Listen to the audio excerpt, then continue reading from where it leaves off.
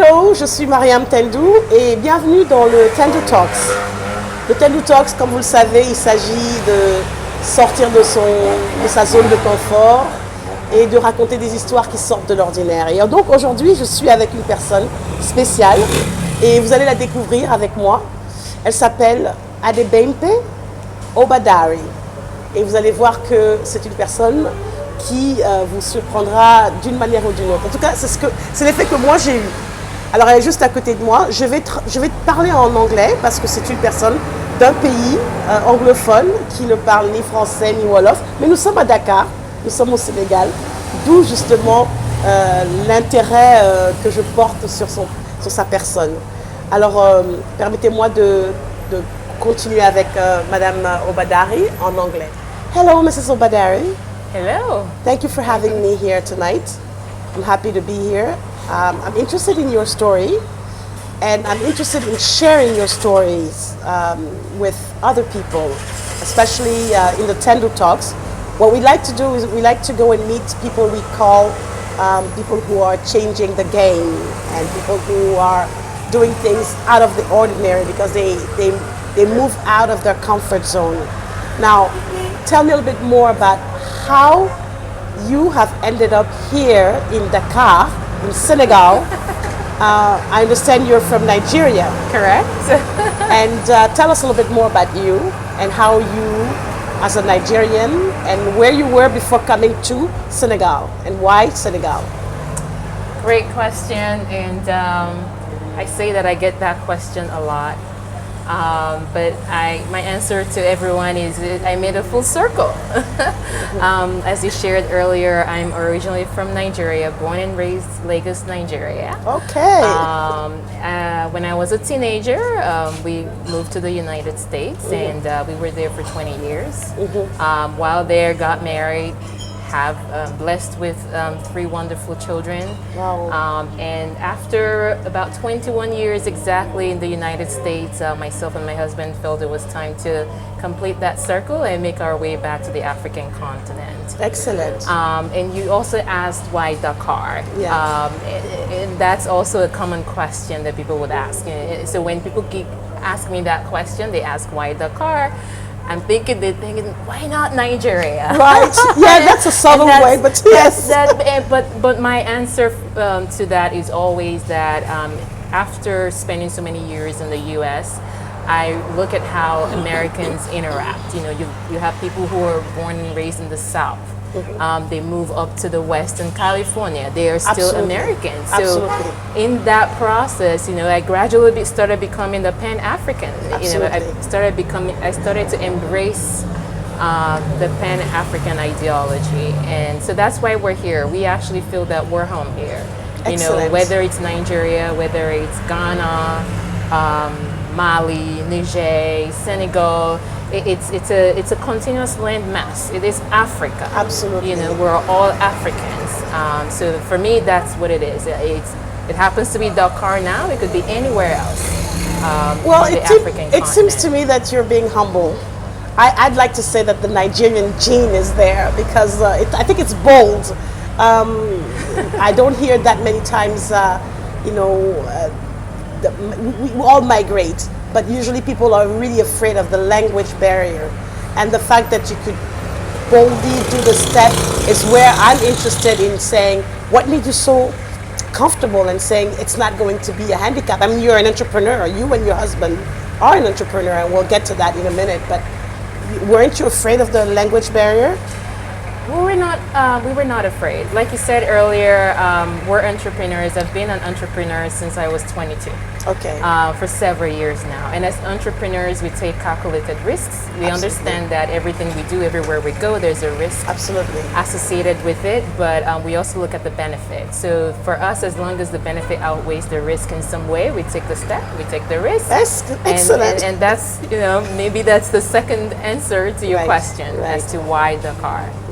Okay, so now that we've settled that, I want to know more about. I mean, I came into your world by coincidence. I came in. I wanted to use your service. I was actually very curious because I liked the whole aura. You know, this green color and this whole self-service reminded me a little bit of an American, washing and drying place, whatever. So I decided to come in and check it out, and then I'm talking to some of the employees, and then of course, I'm a little bit of a difficult customer. Then they asked to see the manager, and then your husband comes in, and of course he doesn't speak any French, and luckily I'm speaking English, so I started asking him so many questions like, who are you? What do you do? Why are you here? How come you're, And then he kept saying, my wife, my wife, my wife. And I thought that, you know what, I need to speak with your wife. So I wanted to know, how did you decide to pick this as a business entry point into your, your vision of, installing yourself in Senegal? Why this business specifically? Absolutely. Couple reasons, but I would say the primary reason was in 2020 we came to visit here in Dakar, and my husband, 2 children, pregnant at the time, with our current 18-month-old. So as a pregnant mother with 2 other children, we had loads of laundry. And if I were in the US, we would just drive to a laundromat and put our clothes in and wash it, dry it, take it home. But we looked around everywhere, we could not find that service. So this, I would say, was born out of need, primarily born out of need. And then secondly, also for us as entrepreneurs, as we started to decide to settle in Dakar, we were already starting to look at different businesses to get involved with. Several businesses were proposed to us, but for us, first and foremost, is there has to be a need. As entrepreneurs, we believe that, or I say we because even though you said my husband kept saying my wife, my wife. He did. We're both entrepreneurs at heart, and it was just, it's so, and sometimes we have to, separate time to have entrepreneur to entrepreneur conversations. Right. So we for us, there had to be a need, and we saw that need in this in the laundromat business, and so we decided to take a chance. There were other businesses we were looking at, but we felt there were a lot of other people in the space here locally. People talk about real estate. Right. They talk about buying, importing cars and selling cars. All of those businesses were proposed to us. But for us, there are a lot of locals who are involved in it, and we genuinely wanted to also respect the people here locally. We never want to totally take away from what someone else is doing, or just repeat the same thing that someone else is doing. I don't believe that's a good way to meet needs. Even if there are needs, we made it. And if you want to do another business, there are so many other needs out there that we all can, one way or the other, come together to become solutions for those needs. So you have a very great value-based approach to what you're doing, and thank you for that. My other question would be, I saw just now you showed me you seem to be conscious with climate change and the impact and all of that. Tell us a little bit more about that. That's another curious thing for me. Especially someone coming from Lagos. I'm sorry, I'm not trying to say that, didn't you? Well, the main thing about Lagos is cars and cars. Too many cars. Too many cars, but they're trying their best. Yes. A couple years ago, they found a way of clearing off, the very, very old vehicles off the road. So they're trying their best, but Lagos is a very unique city in Africa. Absolutely. Unique is the world. Right. Yes. So I would say that the respect for the environment, the respect for the climate, I actually believe that Senegal, right here in Senegal, there's a lot of focus on respecting the environment, being environmentally conscious. Since we've started this, we've actually had our customers who come in with suggestions for us on how we actually think we're already green and environmentally conscious, and they come with ideas on how we could better reduce the use of plastic. And you know, Nice. from many of those suggestions, we've found ways to implement them. So to answer your question, I would say that it's something that we met here in Senegal. Okay. It was not a new ideology here. It was not a lot of the people here truly, I would say, are starting to move towards using environmentally, just becoming environmentally responsible overall. Okay. Look at ocean. You go to ocean, they don't use plastics there. Right. The American store right there in Ahmadis, Right. they don't use Right. they don't use any type of plastic. We have an American store right next to us here as well. Okay. No use of plastic. So we have to follow Excellent. follow that example. Excellent. Also coming from the U.S., as you know, that's big on Right. on the agenda there, Right. the climate change concern. Yes.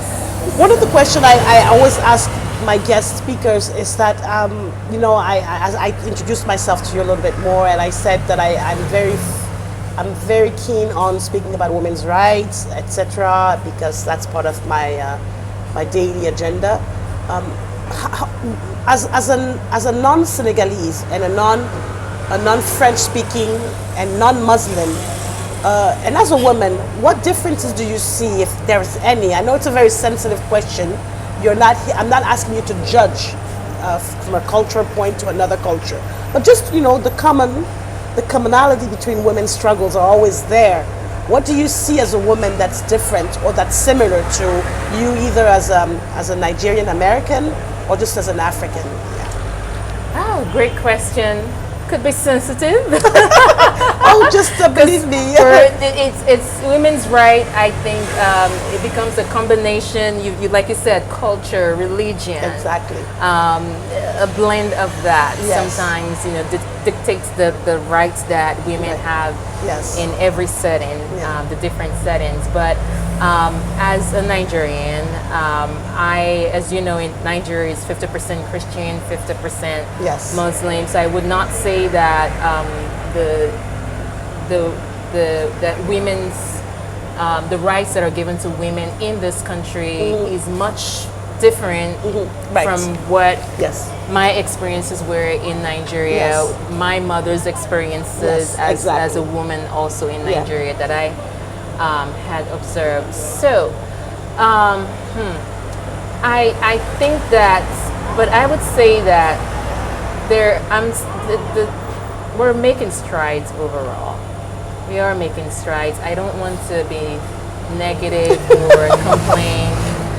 There is still a lot of room for growth, but I think we have to give credit that we're getting somewhere.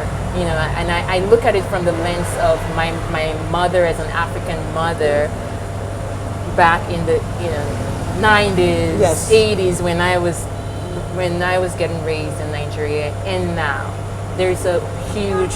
We've made great improvements when it comes to women's rights. Yeah, of course, it's a difficult question. Let me make it easier for you. Perhaps if I had asked you, if you had been just a single mother with, 2 or 3 children and coming to an unknown country, would it be different? Absolutely. You see? Absolutely. Now we understand each other. Absolutely. And that is so, thanks for bringing that into perspective for me. Yes. Because I had to learn very earlier on when we started this business that there are places that I go that I have to stand back. Yes.